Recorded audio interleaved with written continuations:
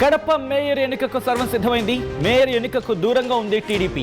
Mayor అభ్యర్థిగా వైసీపీకి చెందిన 47 డివిజన్ కార్పొరేటర్ పాక సురేష్ ప్రస్తుతం బరిలో ఉన్నారు.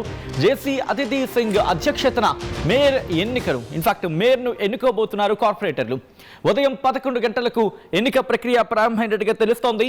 సో ఈ క్రమంలో 39 మంది వైసీపీకి బలం ఉంటే, అంటే 39 మంది వైసీపీ కార్పొరేటర్లు ఉంటే 9 మంది టీడీపీ కార్పొరేటర్లు ఉన్నారు. వైసీపీలో గెలిచి టీడీపీలోకి చేరిన కార్పొరేటర్లకు వైసీపీ విప్ జారీ చేసింది. ఎన్నికల నేపథ్యంలో కార్పొరేషన్ పరిధిలో 144 సెక్షన్ అమల్లో ఉంది. సో ఈ నేపథ్యంలో ప్రస్తుతం అక్కడ ఎటువంటి పరిస్థితులు ఉన్నాయి, దాంతోపాటు వైసీపీకి సంబంధించి ఎందుకంటే ఇక్కడ టీడీపీ దూరంగా ఉంది అనేది వినిపిస్తున్న మాట.